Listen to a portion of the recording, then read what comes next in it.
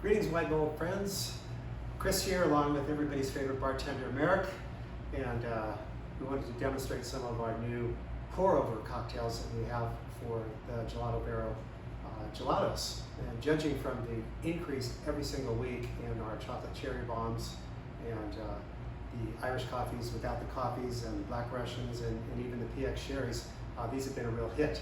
But I understand that some of you have never don't know where Gelato Barrel is, and so we're going to take you on a quick little walk there, and then Aaron, the owner, is going to take us for a real brief tour of their little tiny production facility where they actually make some of the best gelato in San Diego.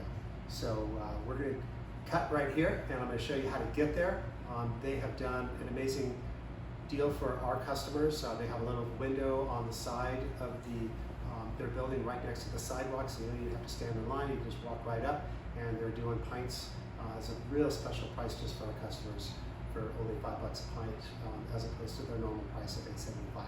So we'll do a brief cut right here, and I'll just show you. Okay, so to get to Gelato Barrel, you just come down our steps, and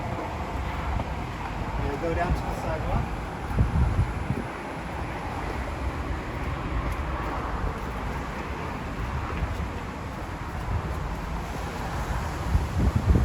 And turn right at the bottom.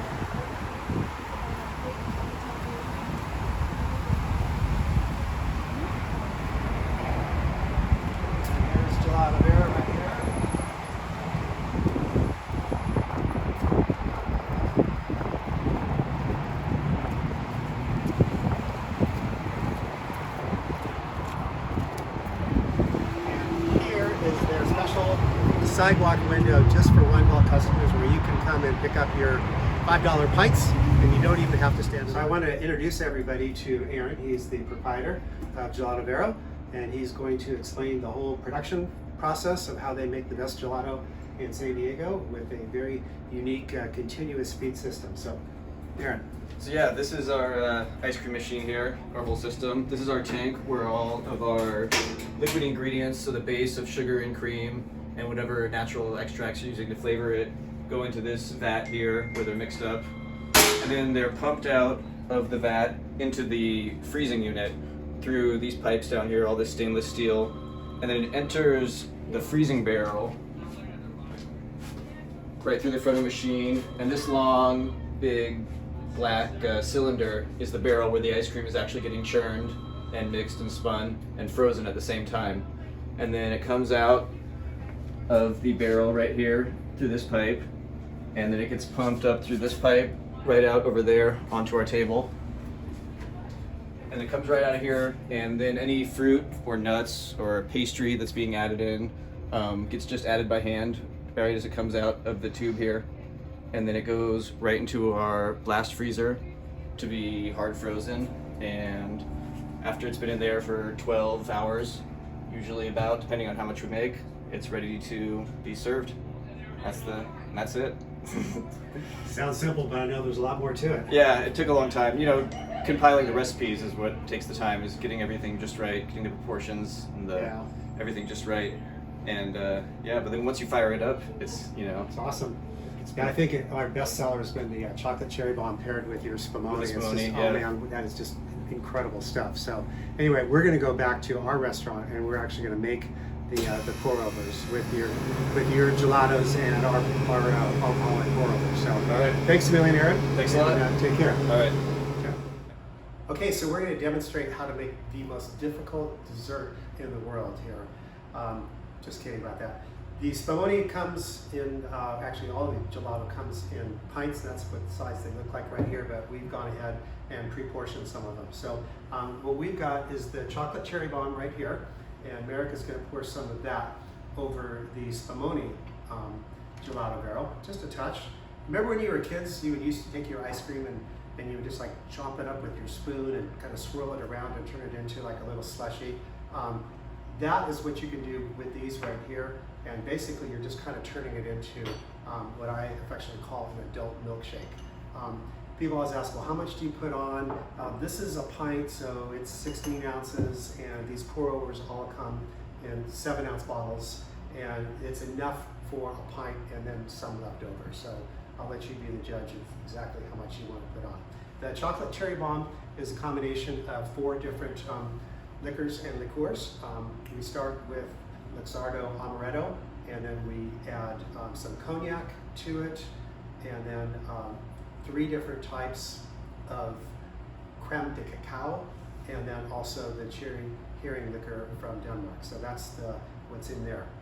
The next one is one of my favorite drinks, and it's called the Irish coffee without the coffee.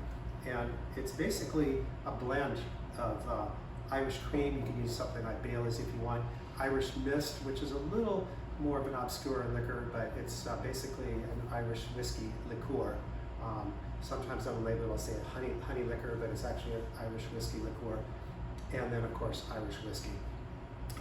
I got turned on to this recipe years and years ago from one of my Irish friends, and basically we used it as a base for making Irish coffee. So basically once you make this base, you can just do 50% base, 50% strong black coffee, and you don't need to add any cream to it because the Irish cream is the cream, and you don't need to add any sugar because the Irish mist is the sugar.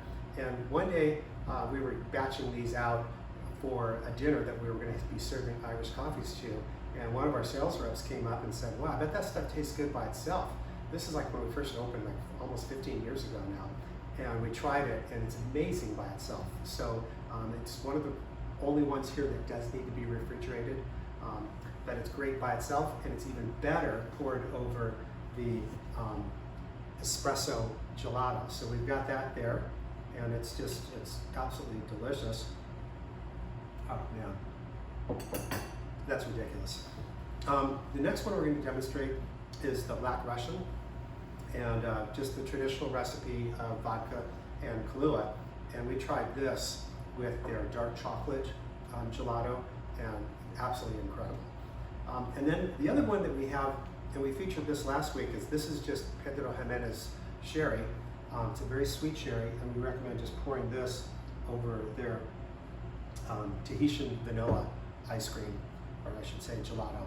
And what's really interesting about Pedro Jimenez is it's aged in barrels that average between 80 and 100 years old, and they never fully drain the barrels. And so what happens is every year when they add the new harvest, it's mixing with some of the Solera that is literally 80 to 100 years old. So whenever you have this, just remember that you're actually drinking some of the liquid is almost a century old. So amazing stuff. This is also one of my favorites. Just mix it up, and this is one that's really fun to make turn into a milkshake. Let me try this. Phenomenal. We sell this in 500 milliliter bottles. This stuff never goes bad, so don't need to worry about using it up or anything like that. So at any rate, I hope you guys enjoyed our little demonstration here of the gelato and the pour overs, and cheers.